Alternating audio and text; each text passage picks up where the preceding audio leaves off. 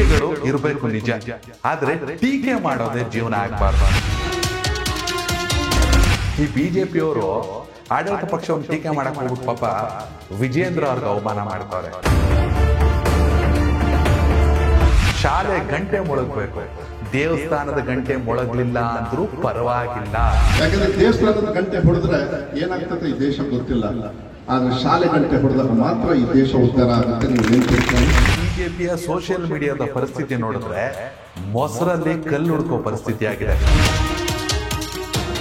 ನಮಸ್ಕಾರ ವೀಕ್ಷಕರೇ, ಪ್ರತಿಯೊಬ್ಬರ ಜೀವನದಲ್ಲೂ ಟೀಕೆಗಳು ಇರಬೇಕು ನಿಜ, ಆದ್ರೆ ಟೀಕೆ ಮಾಡೋದೇ ಜೀವನ ಆಗ್ಬಾರ್ದು. ಸದ್ಯ ಕರ್ನಾಟಕ ಬಿಜೆಪಿಯ ಸೋಷಿಯಲ್ ಮೀಡಿಯಾದ ಪರಿಸ್ಥಿತಿ ನೋಡಿದ್ರೆ ಮೊಸರಲ್ಲಿ ಕಲ್ಲು ಹುಡುಕೋ ಪರಿಸ್ಥಿತಿ ಆಗಿದೆ. ಯಾಕೆ ಅಂತೀರಾ? ಈ ಬೈಟ್ ಕೇಳಿ.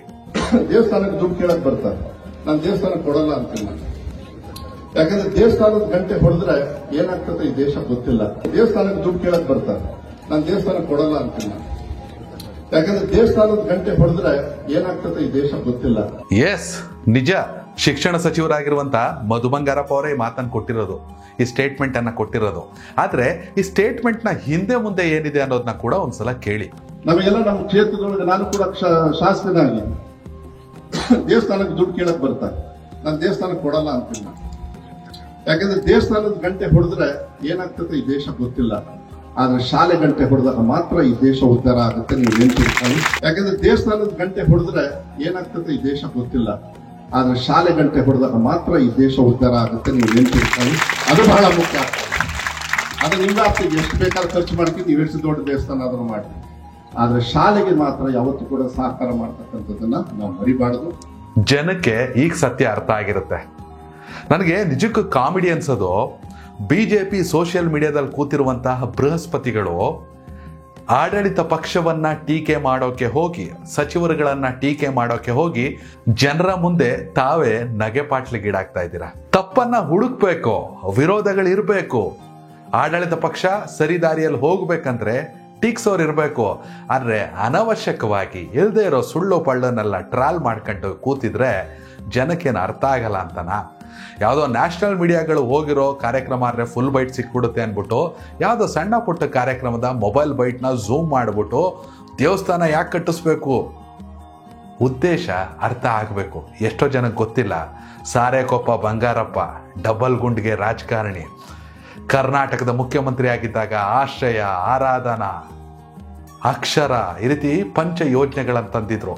ಅದರಲ್ಲಿ ಆರಾಧನಾ ಯೋಜನೆಯ ಮುಖ್ಯ ಉದ್ದೇಶ ಏನು ಅನ್ನೋದು ಸೋಷಿಯಲ್ ಮೀಡಿಯಾದಲ್ಲಿ ಕೂತಿರ್ತಾರಲ್ಲ ನೆನ್ನೆ ಮೊನ್ನೆ ಅಂಥವ್ರಿಗೆ ಗೊತ್ತಾಗಬೇಕು.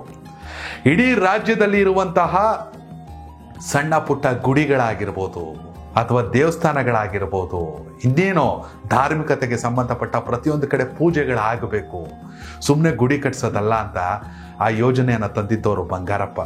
ದೇಶದಲ್ಲಿ ಚರ್ಚೆ ಆಗಿತ್ತು. ಇನ್ನು ಮಧು ಬಂಗಾರಪ್ಪ ಹಿಂದುತ್ವನ ವಿರೋಧಿಸ್ತಾರ? ಕಾಮಿಡಿ ಅನಿಸ್ಬಿಡುತ್ತೆ.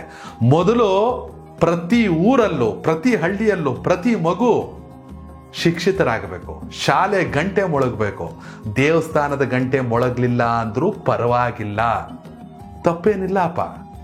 ಒಬ್ಬ ಎಜುಕೇಶನ್ ಮಿನಿಸ್ಟ್ರು ಇಷ್ಟು ಜವಾಬ್ದಾರಿಯಿಂದ ಸಂದೇಶವನ್ನ ಕೊಡ್ತಾರೆ ಅಂದ್ರೆ ನಿಜ. ಪ್ರತಿ ಊರಲ್ಲೂ ಒಂದವರೆಲ್ಲ ಬಂದ್ಬಿಡೋದು ಜನ, ಸಮುದಾಯ ಭವನ ಕಟ್ಸಿ ಸ್ವಾಮಿ, ನಮ್ಗೊಂದು ಗುಡಿ ಕಟ್ಸಿ ಸ್ವಾಮಿ, ಖಂಡಿತ ಬೇಕು.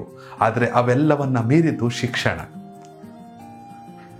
ಮಧು ಬಂಗಾರಪ್ಪ ಅವ್ರು ಶಿಕ್ಷಣ ಸಚಿವರಾದ್ಮೇಲೆ ಸಾಕಷ್ಟು ಬದಲಾವಣೆಗಳನ್ನ ತಂದವ್ರೆ. ಈ ಬಿಜೆಪಿಯವರು ಆಡಳಿತ ಪಕ್ಷವನ್ನು ಟೀಕೆ ಮಾಡಕ್ ಹೋಗ್ಬಿಟ್ಟು ಪಾಪ ವಿಜೇಂದ್ರ ಅವ್ರಿಗೆ ಅವಮಾನ ಮಾಡ್ತಾವ್ರೆ. ವಿಜೇಂದ್ರ ಅವ್ರಿಗಿಂತ ಸಣ್ಣ ಪುಟ್ಟದ್ದು ಗೊತ್ತಿರಲ್ಲ. ಯಾಕೆಂದ್ರೆ ನಾವು ಮಾಡ್ತಿರೋದು ತಪ್ಪು, ಗೊತ್ತಿಲ್ಲದೆ ಏನೋ ಮಾತಾಡ್ಬಿಟ್ವಿ ಅನ್ನೋ ಪರಿಜ್ಞಾನ ವಿಜೇಂದ್ರ ಅವ್ರಿಗಿದೆ. ವಿಜೇಂದ್ರ ಅವರೇ ಯಾವುದೋ ವಿಚಾರದಲ್ಲಿ ಮಧು ಬಂಗಾರಪ್ಪರಿಗೆ ಫೋನ್ ಮಾಡಿಬಿಟ್ಟು ತುಂಬಾ ಗಂಭೀರವಾಗಿ ತಗೋಬೇಡಿ, ಏನೋ ಫ್ಲೋ ಅಲ್ಲಿ ಮಾತಾಡ್ಬಿಟ್ಟೆ ಅಂತ ಹೇಳಿದ್ರಂತೆ. ಹೇರ್ ಬಗ್ಗೆ ಎಲ್ಲ ನಮ್ಮ ವಿಜೇಂದ್ರ ಅವ್ರು ಮಾಡ್ತಾ ಇದ್ರು. ಇಟ್ಸ್ ಓಕೆ, ಒನ್ ಡೇ ಪಾಪ ಅವರು ಫೋನ್ ಮಾಡಿಲ್ಲ, ಮದರ್ ತುಂಬಾ ಪರ್ಸನಲ್ ಆಗಿ ತಗೊಬೇಡಿ ಇದು ಹೇಳಿದೆ. ಇಟ್ಸ್ ಓಕೆ, ನೋ ಪ್ರಾಬ್ಲಮ್ ಅಂತ ವಿಜೇಂದ್ರ ಕಾಲ್ ಮಾಡಿದ್ರು. ಮಾಡಿದ್ರು. ವಿಜೇಂದ್ರ ಅವ್ರಿಗೆ ಇಂಥ ಒಳ್ಳೆ ಗುಣ ಇದ್ದಾಗ ಸೋಷಿಯಲ್ ಮೀಡಿಯಾದಲ್ಲಿ ಕೂತವ್ರು ಇಲ್ದಿರೋದನ್ನ ಹೇಳ್ಬಿಟ್ಟು ಅನವಶ್ಯಕವಾಗಿ ಸುಳ್ಳು ಸುದ್ದಿಯನ್ನು ಹಬ್ಬಿಸ್ತಾರಲ್ಲ, ನಿಜಕ್ಕೂ ತಮಾಷೆ ಅನ್ಸುತ್ತೆ. ಮೊದಲೇ ಮನೆಯೊಂದು ಮೂರು ಬಾಗ್ಲಲ್ಲ, ಮನೆಯೊಂದು ಊರು ಬಾಗ್ಲಾಗ್ಬಿಟ್ಟೈತೆ ಬಿಜೆಪಿ. ತಪ್ಪನ್ನ ಟೀಕ್ಸಿದ್ರೆ ನಾ ಖಂಡಿತವಾಗ್ಲೂ ಶಹಬಾಷ್ ಅಂತ ಹೇಳ್ಬೋದು. ತಪ್ಪುಗಳಾಗ್ತಾ ಇದೆ ರೀ, ನಡೆಯೋ ಮನುಷ್ಯ ಎಡವ್ತಾನೆ. ಆದರೆ ತಪ್ಪೇ ಇಲ್ದಿರೋದನ್ನ ತಪ್ಪು ಅಂತ ಬಿಂಬಿಸಕ್ಕೆ ಹೋಗ್ತಾರಲ್ಲ, ಅದು ಮಹಾ ಅಪರಾಧ. ಮಿಸ್ಟೇಕ್ಸಿಗೆ ಕ್ಷಮೆ ಇದೆ, ಬ್ಲಂಡರ್ಗೆ ಕ್ಷಮೆ ಇರಲ್ಲ.